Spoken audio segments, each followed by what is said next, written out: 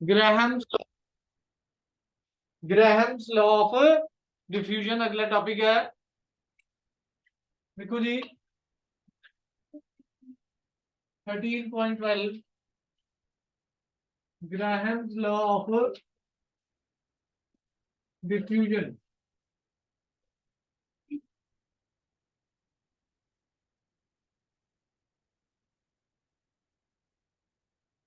हाँ जी, आपके जैसे ही एग्जाम हो जाएंगे तो छुट्टियों में रेगुलर क्लास भी रहेंगी 29 पे, क्योंकि 29 के बाद 30 से 6 मेरा ऑफ रहेगा, टेस्ट रहेंगे आपके तो। ठीक है जी। तो वो जो 3 क्लासेस है वो हम पहले ही रेगुलर लगा के जाएंगे, ताकि वहां से मुझे भी चेक करना पड़े। ठीक है जी। छुट्टियों में रेगुलर कर देंगे सुबह सुबह। है क्या कह रहे हो? छत्तीसगढ़। तो आपने निकालना कहाँ है? अभी तो कहीं मैरिज नहीं है, कल मैरिज। हाँ जी, ग्राहम लॉ ऑफ डिफ्यूजन लिखो। क्या कहता है जी? रेट ऑफ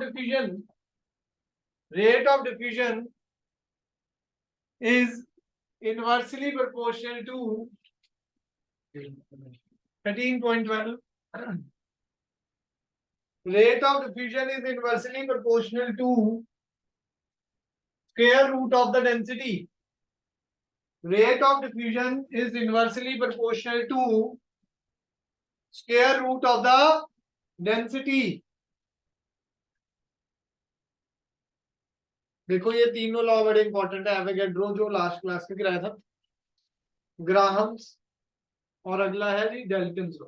इन तीनों में से कोई एक आ जाता है कि कई बार पेपर में। ठीक है जी। पहले वाले तो छोटे छोटे हैं, बॉयल चार्ज वो नहीं आते। ठीक है। ग्राहम लॉ ऑफ डिफ्यूजन में क्या कहता है? Rate of diffusion is inversely proportional to square root of the density. लिखो जी, consider two gases A and B. Consider two gases A and B diffusing into one another. Diffusing into one another. Diffusing into one another. Rho 1 and rho 2 densities है। Rho 1 and rho 2 क्या है जी? Density है उन दोनों की। V1 और V2 क्या है उनकी? वेलोसिटी। V1 एंड V2 क्या है जी उनकी? Velocity. Pressure of gas A, P1 is equal to 1/3 rho 1 V1 square. Pressure of gas B is equal to 1/3 rho 2 V2 square. ठीक है जी।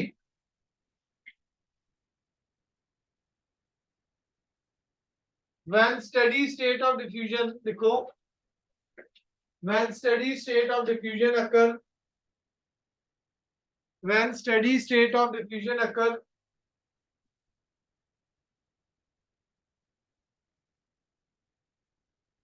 प्रेशर क्या हो जाते हैं जी? इक्वल हो जाते हैं। P1 बराबर है P2 हो जाता है 1/3 rho 1 V1 square is equal to 1/3 rho 2 V2 square. 3 से 3 कैंसिल हो गया। V1 square by V2 square is equal to rho 2 by rho 1। V1 by V2 is equal to under root rho 2 by rho 1।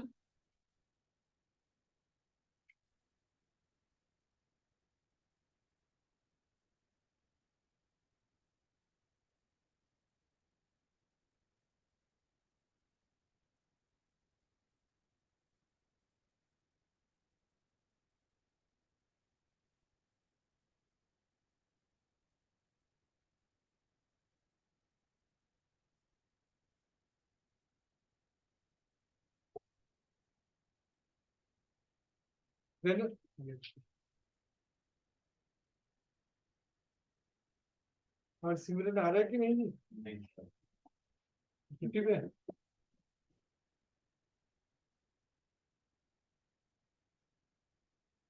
ये chapter Thursday को खत्म होगा जी।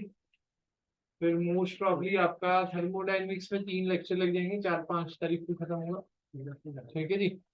फिर आपका SHM भी छोटा ही चैप्टर है वैसे तो 3 लेक्चर का, पर उसको धीरे धीरे कराऊंगा, देख लूंगा ज्यादा बच्चे छुट्टी पे होंगे तो उस दिन रिवीजन ही करते रहेंगे, ठीक है जी।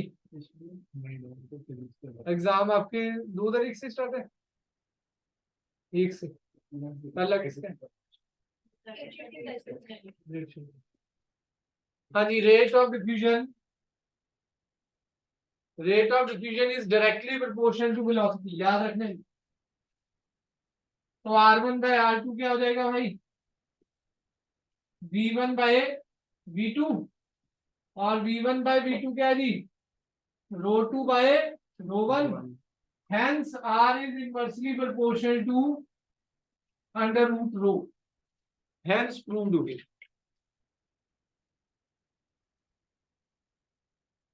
समझ आया जी।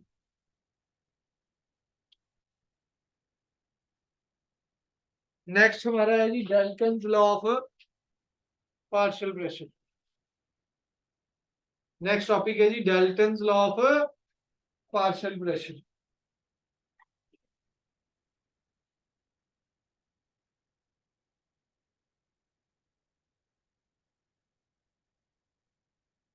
इसमें कुछ टॉपिक मैं आपको थर्मो के भी कवर अप कर दूंगा, हाँ जैसे स्पेसिफिक हीट के केस कवर अप होंगे, ठीक है जी। और फर्स्ट लॉ ऑफ थर्मोडायनेमिक्स भी थोड़ा बता दूं।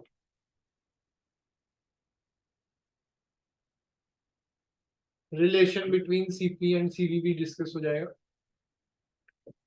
आज का टारगेट है वहां तक।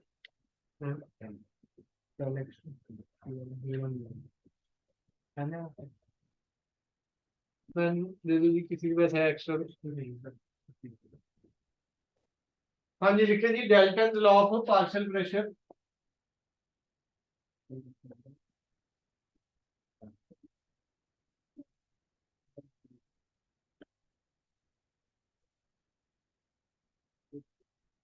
Dalton's law of partial pressure.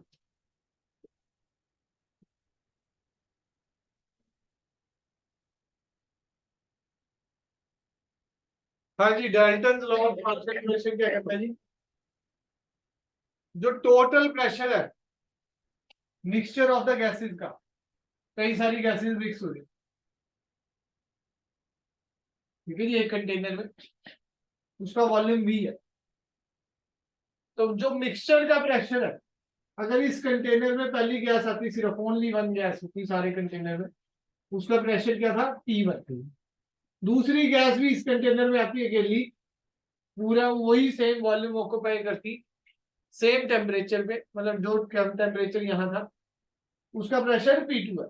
ऐसे ही तीसरी वाली गैस का P3 प्रेशर है, सो ऑन जितनी भी गैसेस मिक्स हो रही है उनका अलग से प्रेशर निकाला, P1 P2 P3, total pressure of the mixture किसके बराबर होने चाहिए, इनका जो अलग से प्रेशर निकाला है उनके सम के बराबर। यही लिखा हुआ जी, इट स्टेट्स दैट, लिख लो जी, बुक से लिखवा रहा हूं, it states that total pressure exerted by, it states that total pressure exerted by a mixture of non-reacting gases, by a mixture of non-reacting gases occupying a given volume, occupying a given volume is equal to sum of the partial pressures, sum of the partial pressures which each gas would exert, which each gas would exert if it alone occupied, if it alone occupied the same volume, the same volume at the given temperature, at the given temperature, ठीक है जी।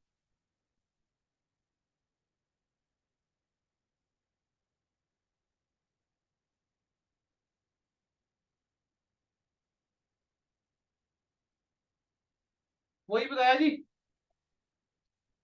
अलग अलग gases का जो pressure था P1 P2 P3 same volume occupy करता है, same temperature पे जो प्रेशर आ रहा है उनका जो सम है वो total pressure of the mixture के क्या है जी बराबर। वो क्या है जी, total pressure of the mixture के बराबर। तो देखो जी, थोड़ा बुक में ना ये गिवन सही नहीं है। वॉल्यूम तो कलेक्ट कर लिया जी उसने, कैपिटल वी है। M1 M2 M3 को मॉलिक्यूलर मास लिखा हुआ है, पर ये mass of each molecule of gas है। Mass of each molecules of gases है, ठीक है जी। अलग अलग गैसेस का, फर्स्ट गैस का एक मॉलिक्यूल का मास क्या है M1, दूसरे गैस के लिए एक मॉलिक्यूल का मास क्या है जी M2, तीसरी गैस के लिए एक मॉलिक्यूल का मास क्या है जी M3। N1 N2 N3 उसने स्मॉल लिया, मैंने बिग लिया जी। नंबर ऑफ मॉलिक्यूल्स है each gas, number of molecules है ईच गैस, ठीक है जी।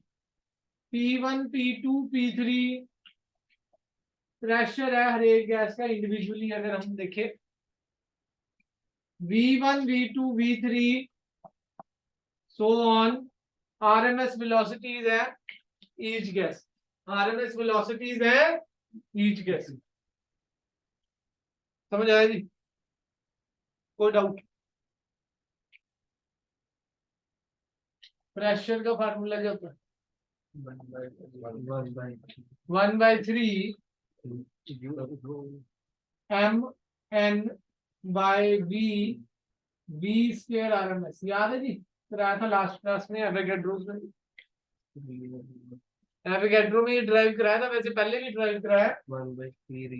पहले ही होता है 1/3 रो V स्क्वायर RMS। रो को क्या लिख सकते हैं जी, मास अपॉन वॉल्यूम, ये लिखते हैं जी। मास को क्या लिख सकते हैं, एक मॉलिक्यूल का mass into number of molecule. Root mean scalar velocity. अब आए बड़े दिनों में होना जी।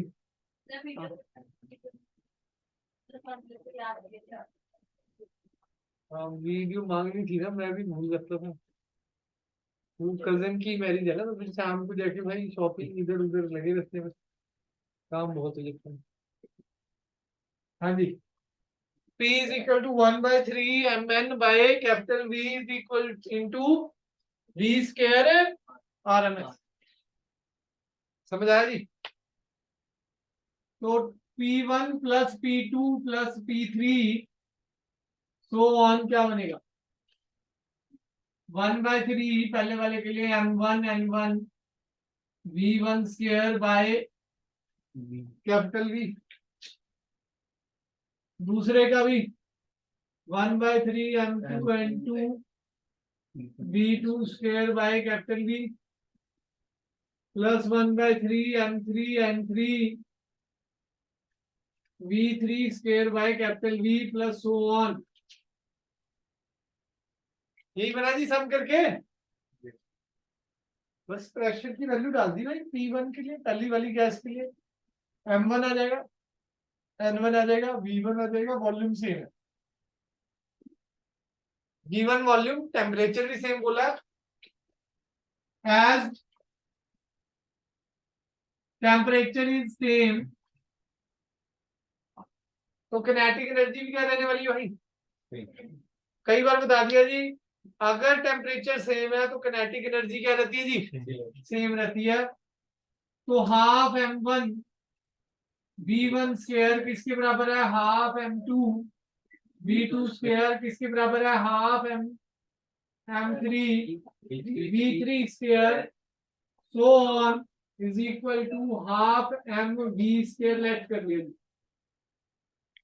टेम्परेचर सेम है तो मिक्सचर का भी सेम होगा भाई।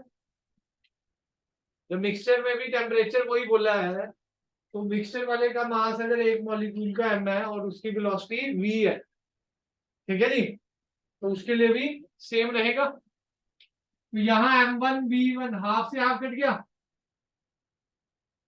m1v1 स्क्वायर m2v2 स्क्वायर के बराबर है, और m3v3 स्क्वायर के बराबर है, और सो ऑन किसके बराबर है सारे, mv स्क्वायर। तो mv1 स्क्वायर की जगह क्या लिख सकता हूँ ऊपर वाली इक्वेशन में, p1 plus p2 plus p3 so on, इसमें क्या लिख सकता हूँ जी, 1/3, v भी कॉमन है ना जी। अब सबकी जगह क्या लिख सकता हूँ जी, हाँ जी क्या आ सकता है सबकी जगह, कॉमन ले जाऊं, एक स्टेप खा लिया, वैल्यू पुट होती फिर कॉमन आता, अगर कहते हो तो सारा लिख देता हूँ जी।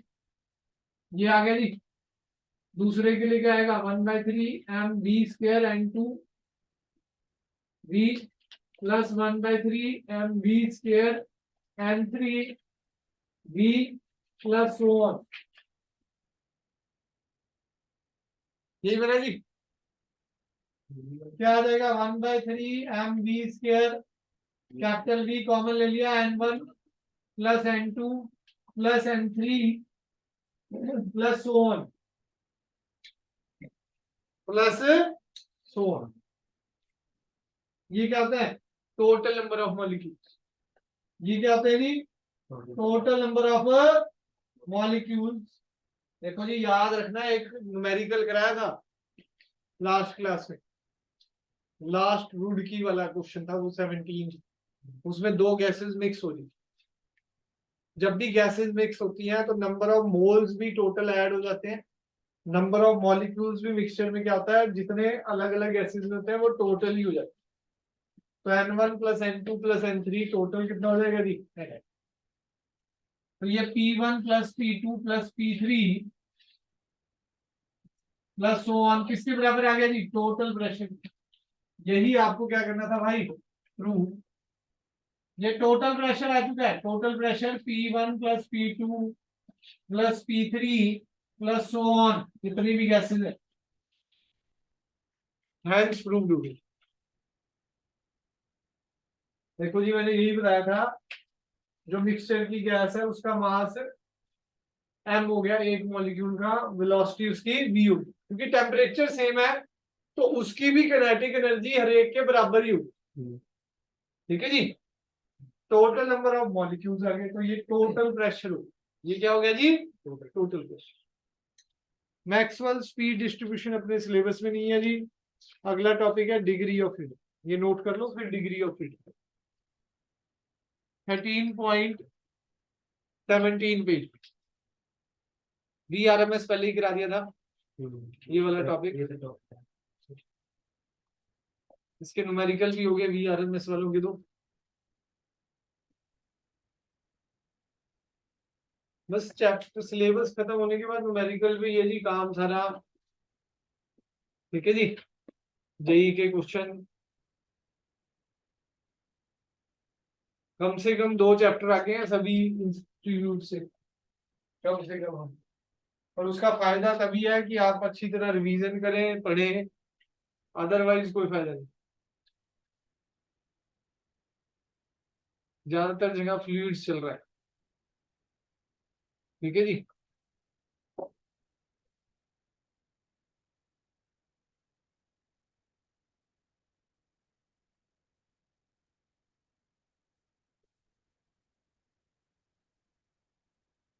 एक्स्ट्रा इधर उधर ना जाए, सबसे पहला टारगेट आप देख ही रहे हैं, PYQ में एनसीईआरटी क्वेश्चन से क्वेश्चन आ रहा है, ठीक है जी, उसको अच्छी तरह करें, ठीक है जी। सबसे पहला टारगेट ये होता है, डेरिवेशन फार्मूले आपके टेक्स्ट पे होने चाहिए, और एनसीईआरटी क्वेश्चन बड़ी अच्छी तरह से आने, जितने भी एसएल में दिए हुए। फिर अपना पीछे से PYQ लगाओ, एसएल में भी दिया हुआ है PYQ।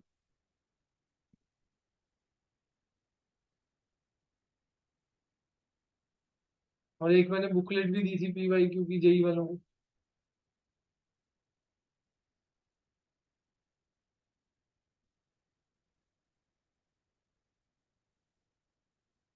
एक जिसपे ब्लू सा कवर था। नहीं नहीं, चलो 12th वाले में दी। वैसे तो एसएल के पीछे दिए होते हैं, पर उनकी कोई खोलता नहीं है ना।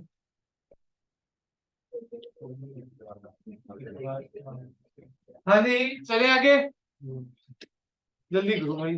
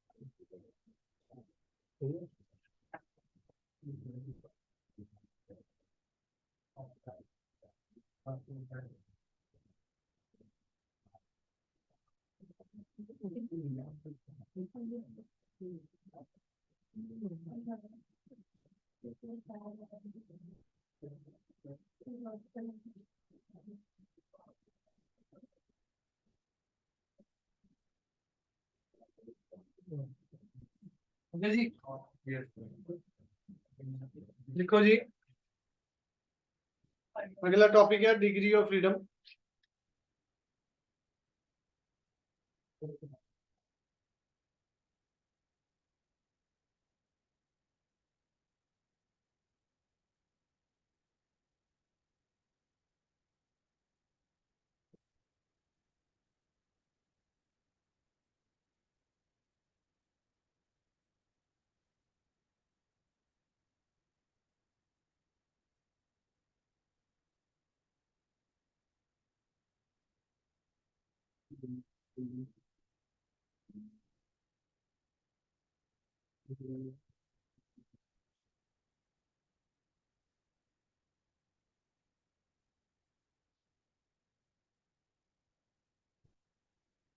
हेलो,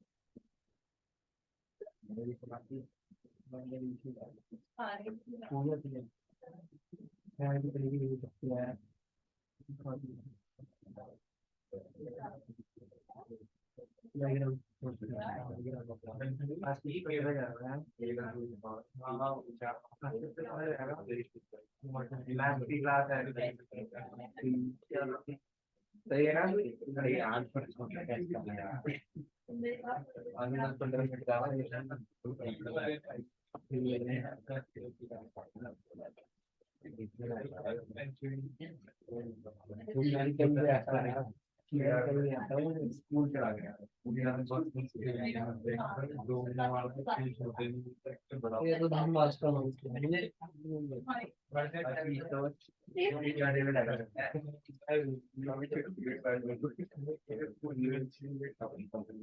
हाँ जी, डिग्री ऑफ फ्रीडम।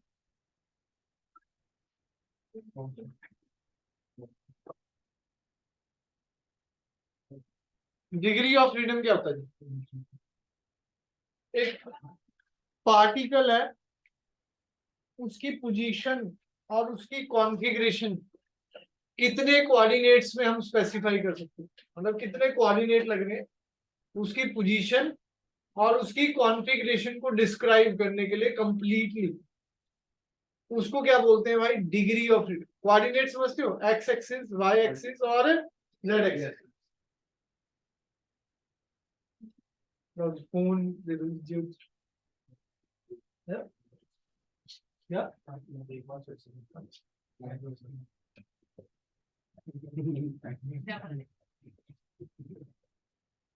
गाने के पीछे ला तो रहा था या तो दूर रख ली। हाँ, कोई बात नहीं। हाँ जी, डिग्री ऑफ फ्रीडम क्या है जी? कितने नंबर ऑफ कोऑर्डिनेट्स या इंडिपेंडेंट क्वांटिटीज जो उसकी पोजीशन और उसकी कॉन्फ़िगरेशन को डिस्क्राइब कर रहे हैं कंप्लीटली पार्टिकल की, that is called degree of freedom. यही डेफिनेशन में लिखा हुआ। कोऑर्डिनेट्स का मतलब एक्स वाई जेड, ठीक है जी। और क्वांटिटी में कुछ भी हो सकता है, वैसे कितनी नंबर ऑफ इंडिपेंडेंट क्वांटिटीज कह सकते हैं। दो डेफिनेशन है, एक तो इसमें कोऑर्डिनेट वाली है। कोऑर्डिनेट वाली में क्या है, जैसे अगर एक्स एक्सिस पे मोशन है तो सिर्फ एक्स एक्सिस ही है ना जी, तो उसके पास क्या होगी जी, 1 डिग्री ऑफ। अगर मोशन प्लेन में है, ऐसे जा रहा है जी ऑब्जेक्ट, तो 2 डिग्री ऑफ फ्रीडम है। उसकी पोजीशन को कौन, दो एक्सिस डिस्क्राइब करके, दो कोऑर्डिनेट डिस्क्राइब करें। और मोशन अगर 3D में है, तीन डायमेंशन में है, तो उसकी पोजीशन और उसकी कॉन्फ़िगरेशन को 3 एक्सिस डिफाइन कर रही है। तो वो कितनी डिग्री ऑफ फ्रीडम होगी उसके पास, 3 डिग्री ऑफ। तो डेफिनेशन नंबर 1 लिखो पहले, दो डेफिनेशन है। It is defined as, it is defined as total number of, it is defined as total number of coordinates, total number of coordinates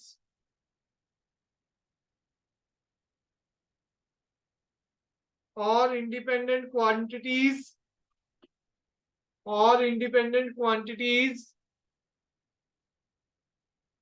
required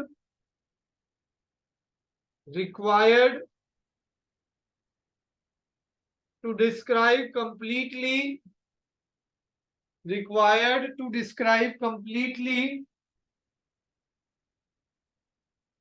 the position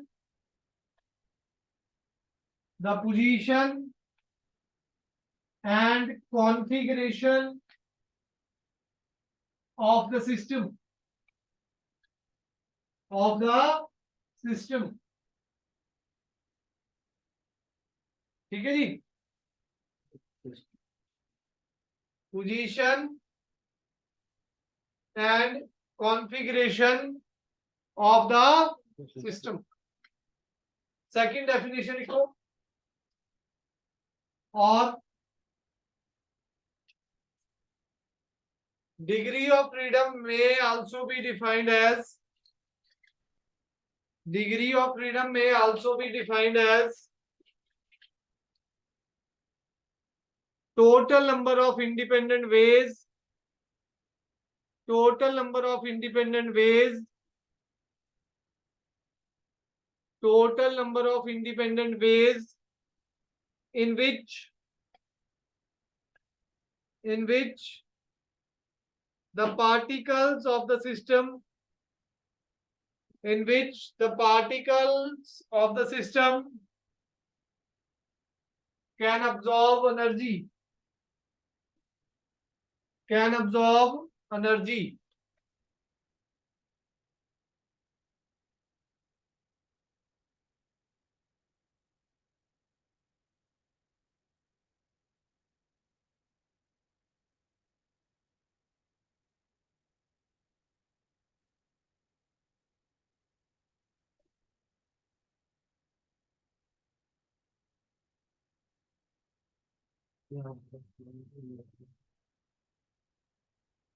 Nana ji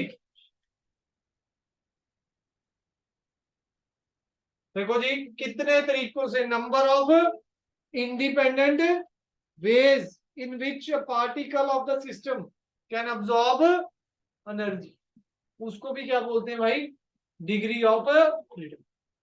next देखो जी, अब motion के कारण से कितनी degree of freedom हो सकती है।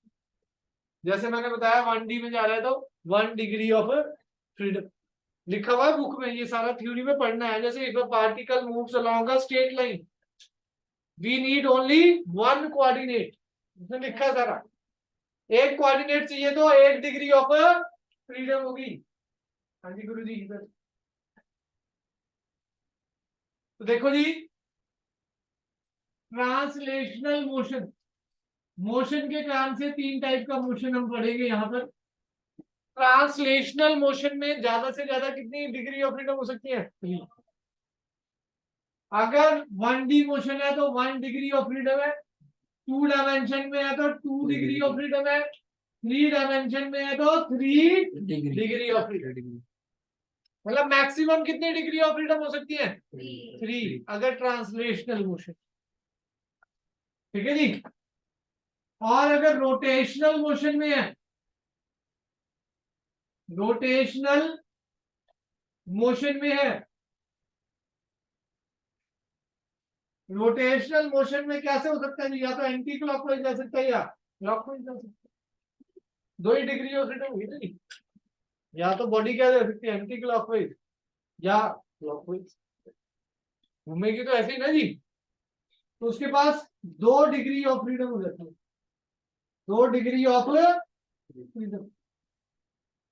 तो टोटल मिला के कितनी डिग्री ऑफ फ्रीडम होगी जी? 5। ठीक है जी। और अगर वाइब्रेट भी कर रहा है, वाइब्रेशनल मोशन भी है, वाइब्रेशनल मोशन में थोड़ा याद ही रट्टा ही मानना पड़ेगा, इसमें 2 डिग्री ऑफ फ्रीडम होती है। इसमें क्या होती है जी? 2 डिग्री ऑफ फ्रीडम। जैसे कई जगह 7D शो दिखाते हैं, तो उसमें आपकी सीट को भी वो क्या करते हैं जी? वाइब्रेट करते हैं, ऐसे हिलाते हैं। ठीक है जी। म्यूजिक में ये होता है 8D वाला। हाँ जी। तो उसमें बेसिकली रोटेशन भी होता है, वाइब्रेशन भी करते हैं वो उसमें। ठीक है जी। 9D भी होता है आजकल, तो ज्यादा भी है। ठीक है जी। तो 1 2 3 ये हो गई जी 2 डायमेंशन आपकी क्या होगी जी? रोटेशन के कारण से। और 2 डायमेंशन किसके कारण से होगी जी? वाइब्रेशन। मतलब डायमेंशंस को, कोऑर्डिनेट्स को आप क्या बोल सकते हैं? Degree of freedom. Number of coordinates जिसमें कंप्लीटली डिस्क्राइब हो रहा है आपका सिस्टम, उन कोऑर्डिनेट्स, जितने नंबर ऑफ कोऑर्डिनेट्स यूज हो रहे हैं उनको क्या बोल सकते हैं जी? Degree of freedom. ये नोट कर लो जी। मोशन के कारण से 3 डिग्री ट्रांसलेशन में, 2 डिग्री रोटेशन में और 2 डिग्री वाइब्रेशन। टोटल कितने हो गए जी? अगर सारे हो तो 7 डिग्री ऑफ फ्रीडम होगी।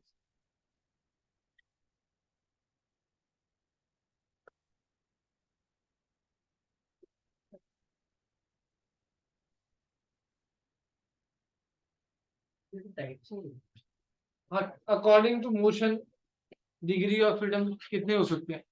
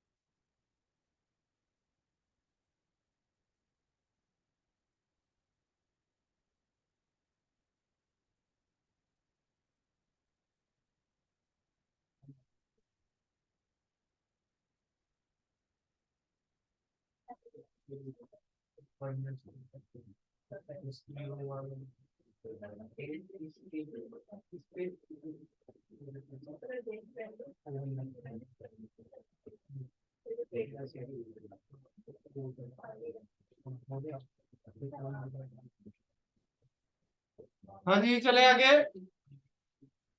अकॉर्डिंग टू एटम्स, अगर कितने एटम्स हैं अब, क्योंकि हम तो गैस के बारे में पढ़ रहे हैं ना। केटीजी का मतलब क्या है? Kinetic theory of gases. According to gas molecules या एटम, अब गैस कितने टाइप की हो सकती है? मोनोएटॉमिक भी हो सकती है, डायटॉमिक, ट्राइएटॉमिक भी हो सकती है। मोनो मतलब अकेली। कौन कौन सी अकेली भाई? Ideal, helium, neon, argon, krypton. ठीक है जी। ये सब क्या है जी भाई? मोनोटॉमिक। मोनोटॉमिक के लिए अभी पहले रिलेशन निकालना पड़ेगा। नीचे एक और डेफिनेशन दी हुई है, लिखना चाहो लिख सकते हैं, नहीं तो फार्मूला सीधा याद करा रहा हूं। Degree of freedom, formula of degree of freedom according to number of atoms. एक ये बोल्डेड में नीचे, सबसे नीचे बोल्डेड में सबसे नीचे क्या दे रखी है, कौन डेफिनेशन दे रखी है बुक में, ठीक है जी।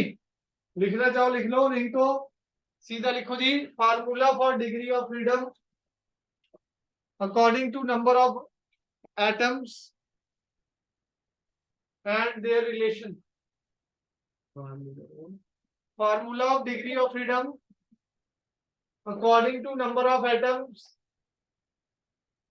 According to number of atoms and their relation. नहीं लिख रहे,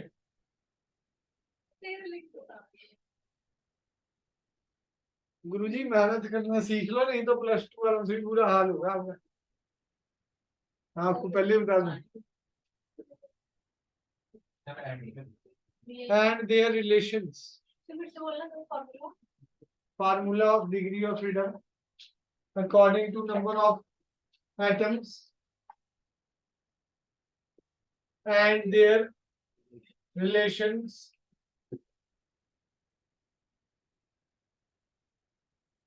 तो एफ का formula, F is degree of freedom, F का फार्मूला है 3n-r। बुक में के लिखा हुआ है, मैंने आर कर दिया इसे। एन क्या है जी, नंबर ऑफ एटम्स, एन क्या है, नंबर ऑफ एटम्स। आर क्या है, नंबर ऑफ रिलेशन,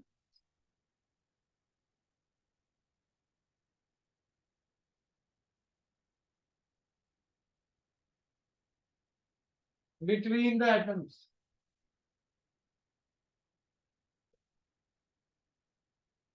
एटम्स को पार्टिकल भी बोल सकते हैं।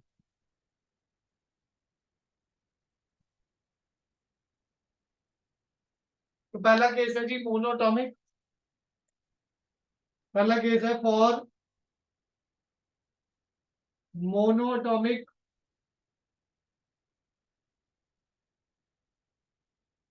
F is equal to n1 हो जाएगा, r0 हो जाएगा, f3 × 1 - 0।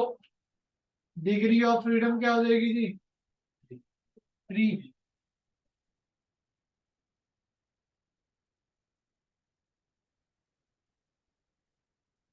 फॉर डायटोमिक,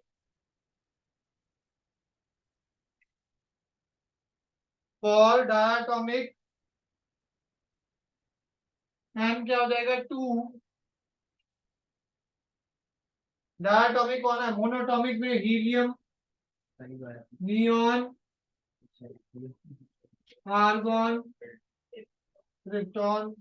इसमें डाया में H2O2, N2, CO, Cl2 भी हो सकता है, F2 भी हो सकता है इसमें, ठीक है जी। इसमें 5 आ जाएगा, F is equal to 3 × 2 - 1, 5 degree of freedom हो जाएगी।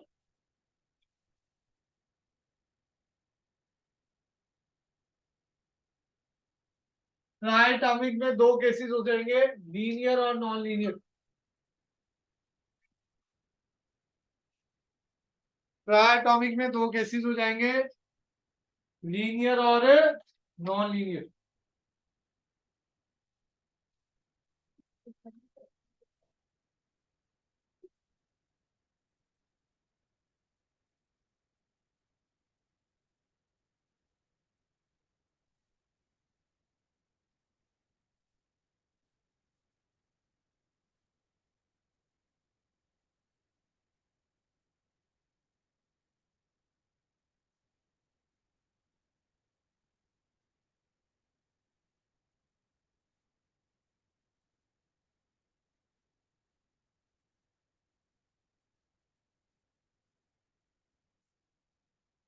हाँ जी, ट्राइटॉमिक पहले है नॉन लीनियर,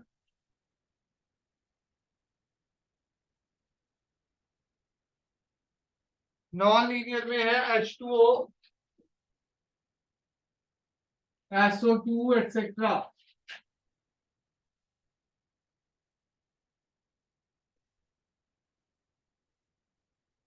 नॉन लीनियर में शेप ऐसी बनेगी,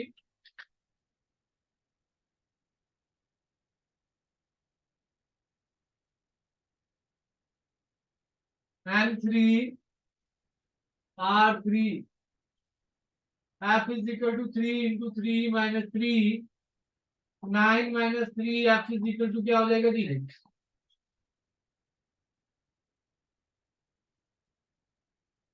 लीनियर में क्या होगा जी?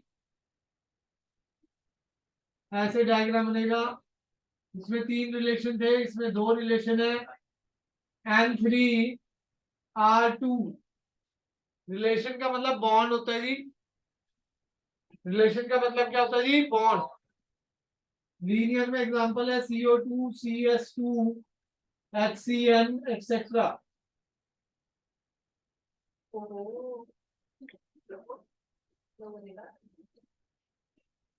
हाँ भाई, क्या कर रहा है? सेंटिमीटर किस तरह का? वो वर्ड नियर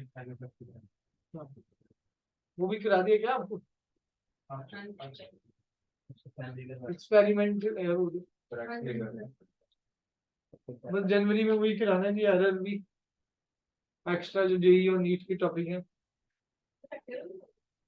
प्रैक्टिकल नहीं करेंगे, बस जो न्यूमेरिकल आ सकता है करवा दिया।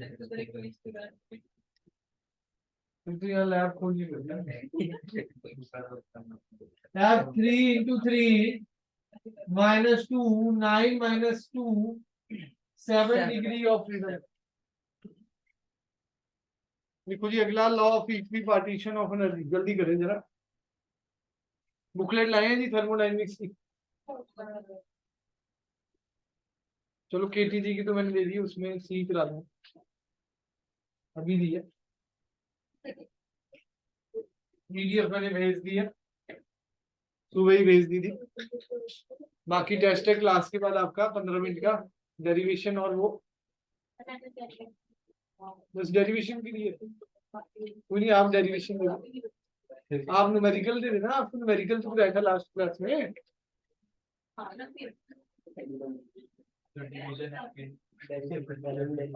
लिखो जी, law of equipartition of energy लिखो। वैसे समझ लो पहले, देखो क्या होता है। ये क्या कहता है जी? जितनी भी एनर्जी है वो इक्वली डिस्ट्रीब्यूट होगी among various degree of freedom. Total energy of the system will be equally distributed amongst various degree of freedom। जितनी भी डिग्री ऑफ फ्रीडम है उसमें इक्वल डिस्ट्रीब्यूशन होगी। इसकी क्या होगी जी? Equal distribution.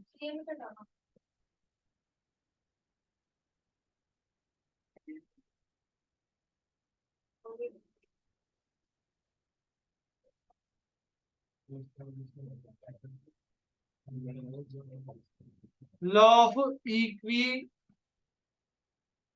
Partition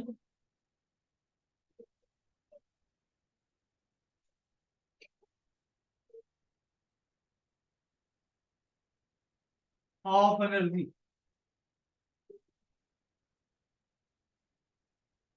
law of equipartition of energy.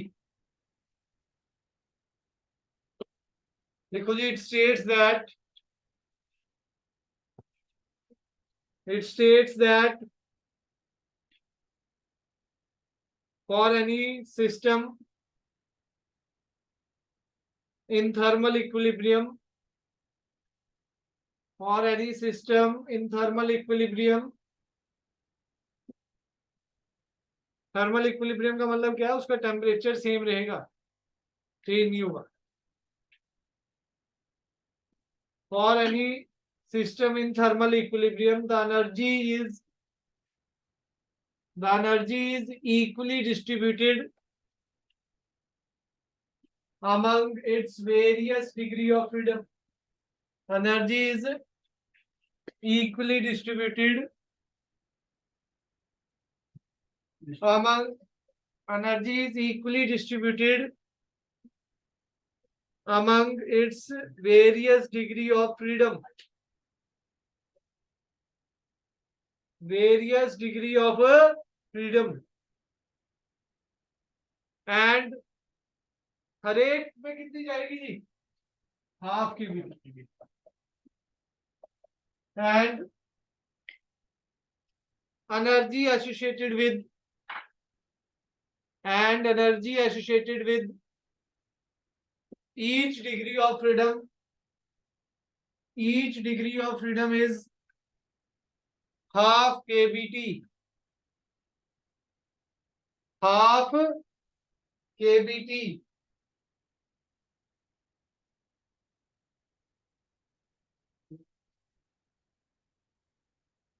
क्या कह रहे हैं जी? एनर्जी इक्वली डिस्ट्रीब्यूट होगी और एक डिग्री ऑफ फ्रीडम में कितनी मिलेगी?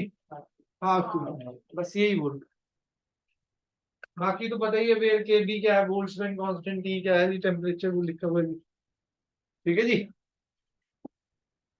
तो हाफ के बी टी एक डिग्री ऑफ फ्रीडम में मिलेगी। प्रूफ लिखो जी।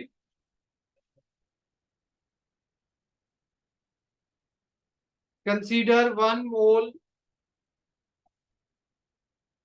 consider one mole of a monatomic gas. Consider one mole of a monatomic gas in thermal equilibrium. In thermal equilibrium at temperature capital T. At temperature capital T.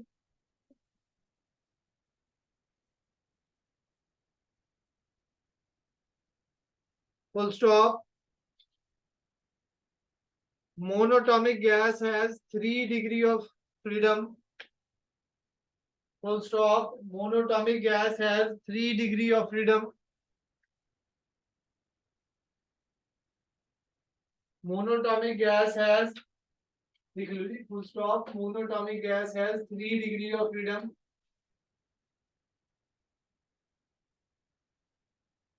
Full stop. According to kinetic interpretation of gases. According to kinetic interpretation of gases. Kinetic energy किसके बराबर थी? Half M v square bar is equal to monatomic gas के लिए करा ना, ideal gas के लिए निकाला हमने। According to kinetic theory of kinetic interpretation of gases, kinetic energy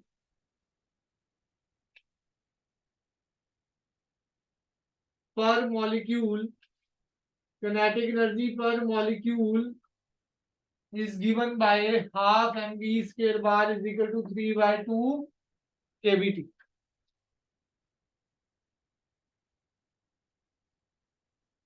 we square bar आप पहले भी बता चुका हूं मैं, मीन स्केयर वेलोसिटी होती है। क्या होती है जी? Mean square velocity. V square bar क्या है जी? Mean square velocity.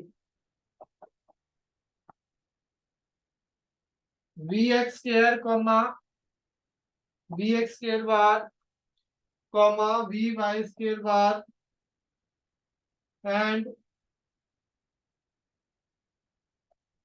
We Z square bar is the mean square velocities in x-axis, y-axis and z-axis. Is mean square velocity at x-axis, comma y-axis and z-axis. तो total mean square velocity क्या होगी? इन सबका सम हो जाएगा। Total mean square velocity क्या होगी जी? इन सबका सम हो जाएगा। तो ऊपर वाली इक्वेशन में पुट कर देंगे half M we x square plus bar plus v Y square bar plus v Z square bar is equal to 3/2 kBt। Bracket खोल दिया, half M we x square bar plus half M we Y square bar plus half M V Z square bar is equal to 3/2 kBt।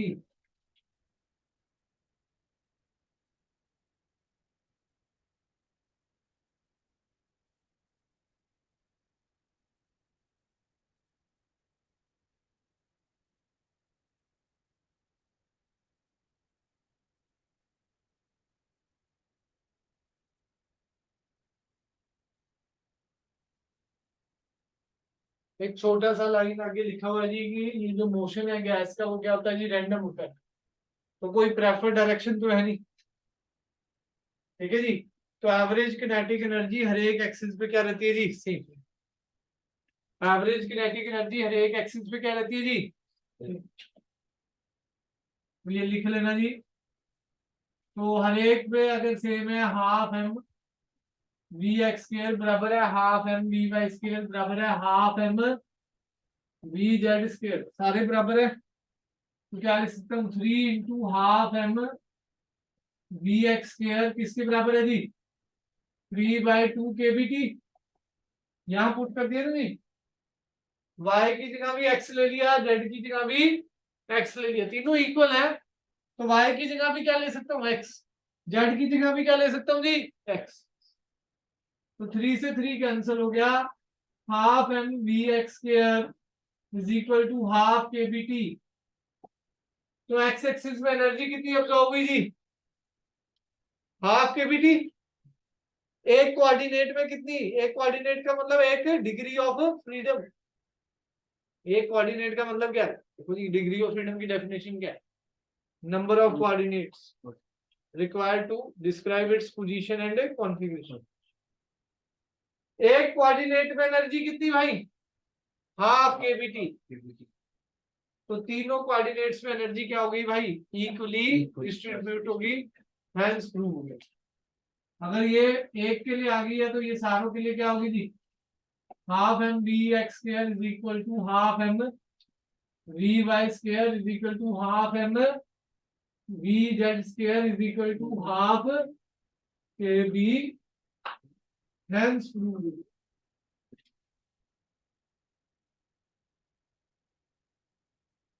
निकालो जी booklet जो अभी दी थी KTG की,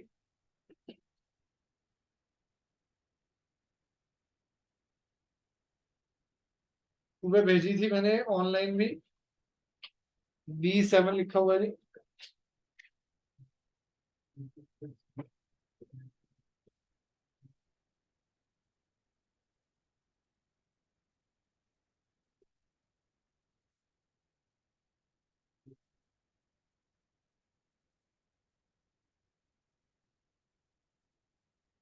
page number है नहीं पर क्वेश्चन नंबर देखो जी 71 के आगे निकालो, जहां क्वेश्चन नंबर 71 आ जाएगा। और जो ऑनलाइन देख रहे हैं उनके लिए तो डायरेक्ट है page number 28, page number 28 question number 70 निकाल लिया जी, उससे आगे चलो अगले पेज पे लॉ ऑफ इक्वी पार्टीशन।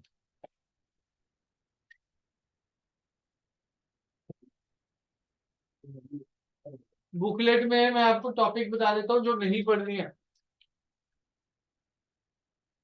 बाकी सब मैंने करा दिया है, पढ़ के आना है।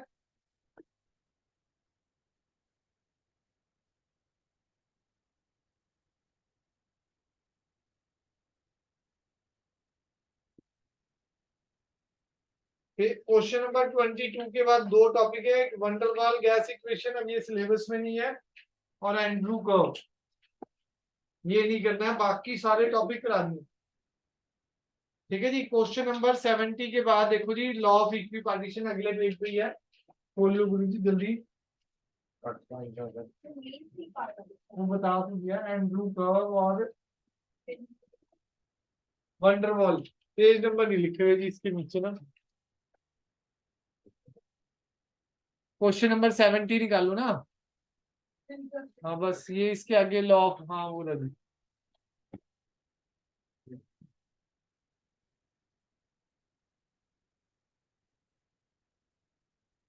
हाँ ये टेस्ट हो रहा है,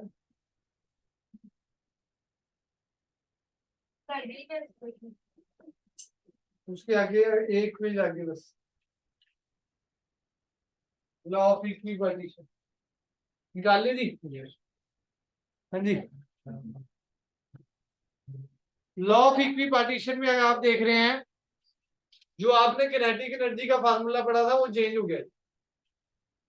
तो क्या था भाई, 3/2 केबीटी, वो मोनोटॉमिक के लिए। अगर अब डायटॉमिक आ जाए तो क्या होगा? डायटॉमिक में तो 5 डिग्री ऑफ फ्रीडम। डायटॉमिक में कितने डिग्री ऑफ फ्रीडम है? 5। तो किनेटिक एनर्जी क्या होगी उसके लिए? 5/2 kBT। तो F डिग्री ऑफ फ्रीडम के लिए फार्मूला लिखा हुआ है F/2 लिख रहा जी। F डिग्री ऑफ फ्रीडम के लिए एक मॉलिक्यूल N मॉलिक्यूल है तो फार्मूला क्या लिखा हुआ जी? NF/2 kBT। एक मोल के लिए क्या होगा जी? F/2 RT।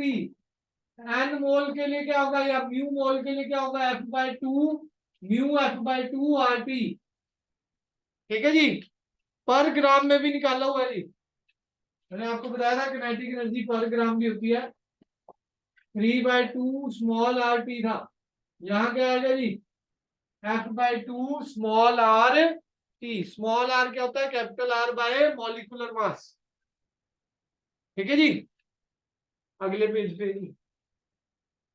हाँ, टेबल बना हुआ पूरा। और m मास के लिए क्या होगा जी?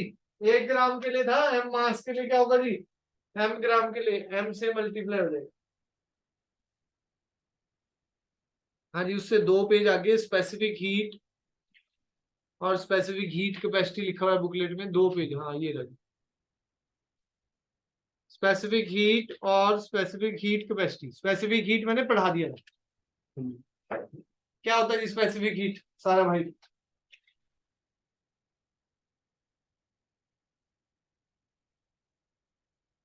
Amount of heat required to raise the temperature of 1 gram of the mass to 1 degree Celsius। वो ग्राम स्पेसिफिक हीट था। मोलर स्पेसिफिक हीट क्या है जी? Amount of heat required to raise the temperature of 1 mole of the substance through 1 degree Celsius. तो इसकी बात करेंगे detail में थोड़ी सी। और सीपी और सीवी में रिलेशन। ये थर्मो का टॉपिक है। ठीक है जी।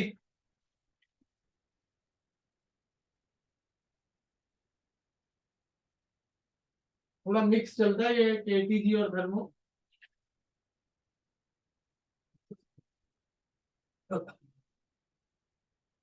स्मॉल सी का फार्मूला क्या था? Amount of heat required per unit mass per degree rise in temperature. इसको बोलते हैं gram specific heat. Capital c क्या होता है? Molar specific heat. Amount of heat required per unit mole per degree rise in temperature. ठीक है जी। एक relation भी कराया था, capital C is equal to molecular mass into small C. वो भी लिखा हुआ है बुकलेट में। यूनिट्स लिखी हुई है, डायमेंशन लिखी हुई है, वो सब बता रखा है पहले भी। थर्मल चैप्टर में डिस्कस हो चुका है। ठीक है जी। वैल्यूज देखो जी, वैल्यूज नहीं डिस्कस हुई थी। हाइड्रोजन की दे रखी है 3.5। हाइड्रोजन की कितनी दे रखी है जी? 3.5 कैलोरी पर ग्राम पर डिग्री सेल्सियस। वाटर की क्या है जी? 1 कैलोरी पर ग्राम पर डिग्री सेल्सियस। कैलोरीमेट्री जब मैंने टॉपिक कराया था तो वाटर की स्पेसिफिक हीट बताई थी वहां। आइस की भी बताई थी 0.5 कैलोरी पर ग्राम पर डिग्री सेल्सियस। थर्मल चैप्टर में डिस्कस हुई थी। और इसने तीनों स्टेट की बताई है। आइस की 0.5 नीचे लिखा हुआ सबसे लास्ट लाइन में। वाटर की लिखी हुई है 1 कैलोरी। और जो स्टीम है उसकी 0.47 कैलोरी पर ग्राम पर डिग्री सेल्सियस। आओ जी, स्पेसिफिक हीट ऑफ गैसेस आगे टॉपिक है अगले पेज पे। Specific heat of gases. E का फार्मूला क्या है? Delta Q upon M delta T. Number 1 case है अगर कोई प्रोसेस एडियाबैटिक आ जाए। 4 केस लिखे हैं उसमें। अगर कोई प्रोसेस क्या आ जाए जी? एडियाबैटिक। थर्मोडायनेमिक्स में पढ़ेंगे। एडियाबैटिक का मतलब होता है ना कोई हीट अंदर आ रही है ना कोई हीट बाहर जा रही है। मतलब डेल्टा क्यू क्या हो गया? चेंज इन हीट क्या हो गया भाई? वो। तो स्पेसिफिक हीट भी क्या हो जाएगा भाई? सेकंड केस, आप किसी सिस्टम में हो, मतलब गैस किसी सिस्टम में है, ठीक है जी, पिस्टन लगा हुआ है। पिस्टन में दो चीजें होती है, या तो आप उसे कंप्रेस करोगे या आप उसे एक्सपेंड करोगे। कंप्रेस करोगे तो क्या होगा, जगह कम हो जाएगी एयर मॉलिक्यूल्स के बीच में, कोल्यूशन ज्यादा होंगे, कोल्यूशन ज्यादा होंगे तो टेम्परेचर बढ़ेगा। एक्सपेंशन करोगे तो क्या होगा, स्पेस ज्यादा होगी, कोल्यूशन कम होंगे, टेम्परेचर फॉल करेगा। ठीक है जी, दोनों बातें याद रखना। एक्सपेंशन करते हैं तो कूलिंग होती है, ठीक है जी, और कंप्रेशन करते हैं तो हीटिंग होती है, ठीक है जी। या तो कहीं हीट कहीं बाहर ना चली जाए, कंप्रेस कर रहे हैं और हीट बाहर जा रही है तो फिर टेम्परेचर कांस्टेंट रह सकता है, अदरवाइज तो क्या होगा, टेम्परेचर राइज करेगा। अब देखो जी, सेकंड में क्या कर रहे हैं, एक्सपैंड भी कर रहे हैं और हीटिंग भी कर रहे हैं। क्या कर रहे हैं जी, एक्सपेंशन से टेम्परेचर क्या हो रहा था जी, फॉल कर रहा है। हीटिंग से टेम्परेचर क्या हो रहा था जी, राइज। जितना फॉल कर रहा है उतना ही राइज कर रहा है, तो क्या होगा जी, टोटल चेंज इन टेम्परेचर क्या हो जाएगा, जीरो, मतलब आइसोथर्मल प्रोसेस।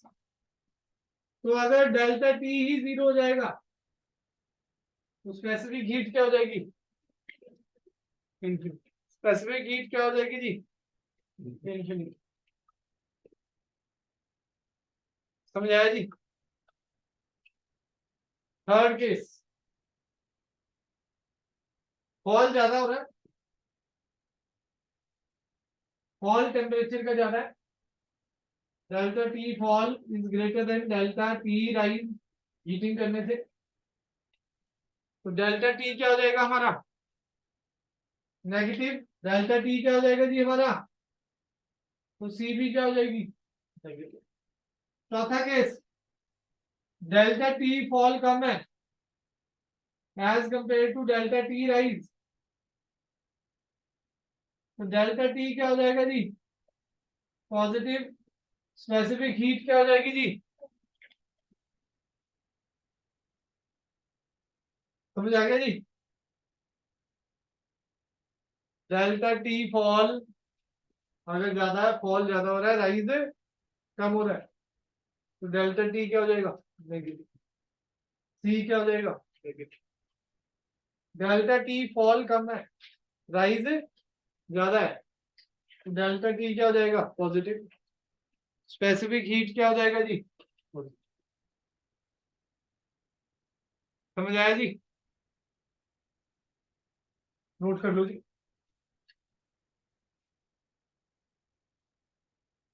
आज के लिए इतना ही है जी, बस टेस्ट की तैयारी कर लो, 2 मिनट है आपके पास। हाँ जी एसपी जी।